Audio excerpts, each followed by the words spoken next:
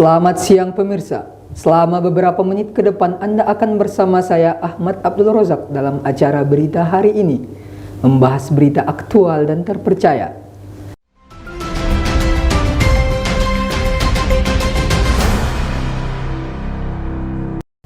Berita pertama pada siang hari ini. Otoritas Kampus Universitas Andalas Padang membentuk tim investigasi dugaan pelecehan seksual yang dilakukan oknum dosen kepada mahasiswinya. Oknum dosen pun telah dikenakan sanksi. Aksi belasan mahasiswa Fakultas Ilmu Budaya Universitas Andalas Padang menuntut pihak kampus untuk segera menyelesaikan kasus dugaan pelecehan seksual oleh salah satu oknum dosen yang terus dilakukannya. Diduga sebanyak 8 mahasiswi menjadi korban pelecehan seksual oleh oknum berinisial KC. Sementara itu, pihak kampus telah membentuk tim investigasi dan memberikan sanksi terhadap oknum dosen. Berita selanjutnya, seorang santri di pondok pesantren di Pasuruan, Jawa Timur dibakar kakak kelasnya akibat ketahuan mencuri uang. Akibatnya korban mengalami luka bakar 63%. Sementara pelaku pembakaran ditetapkan sebagai tersangka penganiayaan. Kekerasan dalam lingkungan pendidikan kembali terjadi. Kali ini menimpa seorang santri putra di sebuah pondok pesantren di Kecamatan Pandaan, Pasuruan, Jawa Timur. Korban IFN 13 tahun mengalami luka bakar 63% di sekujur tubuhnya. Dan sekarang korban dirawat intensif di Rumah Sakit Umum Daerah Sidoarjo. Pada malam tahun baru, setelah korban dipergoki temannya mencuri uang dan dompet milik santri lain. Saat diinterogasi teman-temannya, korban pun mengakui perbuatannya. Beberapa saat kemudian, korban didatangi kakak kelasnya MHM 16 tahun yang emosi karena uangnya hilang. Lalu pelaku melemparkan botol bensin yang sengaja dibawanya ke arah tembok hingga tumpah mengenai korban. Pelaku kemudian menakut-nakuti korban dengan menyulut api, namun naas sulutan api yang dipegang pelaku menyambar uap bensin dan merambat ke tubuh korban. Pengurus pesantren mengatakan jika perbuatan MHM terhadap adik kelasnya tidak ada unsur kesengajaan dan murni kecelakaan. Pihaknya juga menyampaikan keluarga pelaku akan membiayai pengobatan korban. Sementara itu, aparat Polres Pasuruan yang menangani kasus ini meminta keterangan sejumlah saksi dan menurunkan tim Inavis ke lokasi kejadian. NHM juga sudah ditetapkan sebagai tersangka penganiayaan oleh penyidik dengan salah satu bukti berupa botol kemasan. Tersangka terjerat pasal perundang-undangan tentang perlindungan anak tentang sistem peradilan anak. Berita selanjutnya, banjir kembali melanda sejumlah kecamatan di wilayah Kota Bandung. Sungai Citarum yang meluap di Kabupaten Bandung, Jawa Barat menyebabkan banjir. Menurut Badan Nasional Penanggulangan Bencana (BNPB), lebih dari 3.000 jiwa harus diungsikan. Meluapnya Sungai Citarum tidak lepas dari hujan deras yang berlangsung sejak Selasa 8 Maret hingga Minggu dini hari 13 Maret. Akibatnya, menurut BNPB, sebanyak 15 daerah di Kabupaten Bandung terendam banjir. Di antaranya Kecamatan Ranca Ekek, Balenda, dan Dayeh Kolot. Tinggi banjir berkisar antara 80 hingga 30 cm. Adapun daerah di sekitar bantaran Sungai Citarum dan Cekungan, tinggi banjir mencapai 3 meter.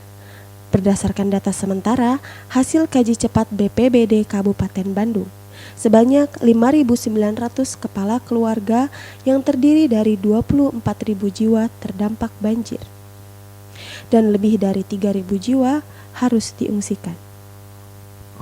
Selanjutnya, kabar terbaru dari PT Pertamina yang memutuskan untuk menurunkan harga Pertamax di tahun 2023. Menteri Badan Usaha Milik Negara BUMN Erick Thohir membeberkan alasan harga Pertamax mengalami penyesuaian pada awal tahun 2023. Adapun harga Pertamax mengalami penurunan menjadi 12.800 per liter. Dari harga sebelumnya 13.900 per liter. Penurunan ini diumumkan pada Selasa 3 Januari 2023 pada pukul 14.00 waktu Indonesia Barat. Tak hanya itu, Sifat harga dari BBM non-subsidi sebenarnya fluktuatif, yang artinya secara berkala dilakukan evaluasi untuk mengikuti mekanisme sekaligus tren pasar. Lebih lanjut, Erick Thohir menjelaskan bahwa penurunan harga Pertamax pada Januari 2023 tidak dapat lagi dilepaskan dari harga minyak dunia. Pada saat harga minyak dunia berada di level $79 AS per barel, maka dilakukan proyeksi sekaligus penentuan harga BBM terbaru kepada masyarakat. Hal tersebut, kata Erick Thohir, dilakukan olehnya bersama Menteri Keuangan Menke Sri Mulyani dan Direktur Utama Pertamina Nike Widiawati. Berita selanjutnya, kondisi angkutan umum di Kota Bandung saat ini masih belum menjadi pilihan utama warga. Hal itu disebabkan belum adanya angkutan umum yang aman, nyaman, dan murah. Di satu pihak, maraknya transportasi berbasis online mengurangi penghasilan dari para pengemudi angkutan umum konvensional. Namun di lain pihak, transportasi berbasis online telah menciptakan lapangan kerja baru bagi para online driver, serta memberikan kemudahan layanan transportasi bagi para konsumen, dan ikut serta mendukung perkembangan ekonomi kreatif di Indonesia. Berikut simak liputannya. Keberadaan angkutan umum sebagai salah satu transportasi publik merupakan salah satu solusi mengatasi kemacetan di perkotaan di Kota Bandung. Sayangnya, keberadaan angkutan umum atau angkot seolah makin ditinggalkan oleh masyarakat. Kenyamanan dan lamanya waktu tempuh menjadi alasan utama masyarakat untuk enggan menggunakan angkot. Adanya transportasi online juga menjadi tantangan penumpang angkot terus menurun. Pandemi yang sempat melanda dan kenaikan BBM semakin memperburuk kondisi dan dikeluhkan para supir angkot, karena membuat pendapatan mereka berkurang. Data BPS tahun 2021, jumlah angkutan di Kota Bandung mencapai 5.521 armada yang melayani 36 trayek. Berdasarkan pantauan, angkot-angkot di Kota Bandung umumnya ramai saat masuk dan pulangnya kerja. Selebihnya, angkot terpantau sepi penumpang. Pemerintah Kota Bandung menyadari bahwa angkutan yang ada masih belum maksimal, terutama dari sisi pelayanan. Namun, secara bertahap Pemkot Bandung akan berusaha membangun transportasi kembali publik yang lebih memadai. Dengan demikian, sebelum tercapainya transportasi publik yang aman, nyaman, dan murah, maka masyarakat tetap tidak akan menjadikan angkutan umum sebagai pilihan transportasi yang utama. Setiap sudut Kota Bandung kaya akan ragam kuliner yang nikmat, mulai dari restoran hingga warung pinggir jalan.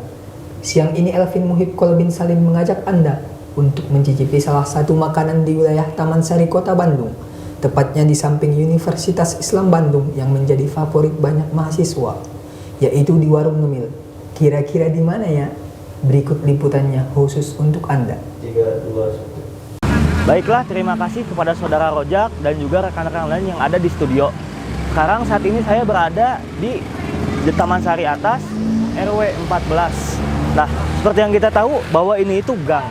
Di dalam gang ini ternyata ada salah satu wisata kuliner yang mana itu banyak sekali diminati oleh mahasiswa dan mahasiswi. Penasaran kan? Ayo ikuti saya. Saat ini kita sudah berada tepat di depan Warung Ngemil, di mana warung ini menjadi pusat ataupun menjadi salah satu kuliner favorit bagi mahasiswa dan mahasiswi yang ada di Universitas Islam Bandung. Penasaran kan apa aja yang ada di dalam? Mari kita lanjut lebih dalam. Baiklah, mungkin sekarang kita sudah bersama Bapak. Sebelumnya dengan Bapak siapa? Bapak Engkus. Bapak Engkus. Oke. Nah, Bapak Engkus, mungkin saya di sini akan sedikit bertanya bagaimana pendapat Bapak mengenai Warung Ngemil ini. Ini buka sejak kapan gitu, dari kapan? Buka tuh pagi dari jam 9 sampai jam 7. Oke, berarti dari jam 9 sampai jam 7 malam. Ya. Ya. Dan bagaimana tanggapan Bapak mengenai banyaknya mahasiswa dan mahasiswi yang sering jajan ke sini gitu, ke Warung Ngemil ini? Alhamdulillah banyak sih. Tadinya waktu Covid kan sepi. Kalau ada mahasiswa ya penghasilan nambah. Oh iya, berarti kemarin pada saat waktu Covid itu berpengaruh gitu ya? Ya, sangat berpengaruh itu. saya nggak jualan itu total itu. Ya, mungkin baik. Bagaimana tanggapan Bapak, harapan Bapak untuk kedepannya mengenai warung ngemil ini gitu? Ya mudah-mudahan maju terus lah. Dari mana lagi rezeki mah dari sini soalnya. Oh iya, siap. Soalnya saya usaha cuma jualan ini aja. Ya, mungkin seperti itu. Demikian tanggapan dari Bapak Engkus mengenai warung ngemil ini. Baiklah, mungkin seperti itu yang dapat saya sampaikan. Kembali lagi bersama Rojak di studio. Baik, terima kasih kepada saudara Elvin yang telah melaporkan langsung dari warung ngemil. Berita ini sekaligus menutup perjumpaan kita pada siang hari ini. Saya Ahmad Abdul Rozak pamit undur diri.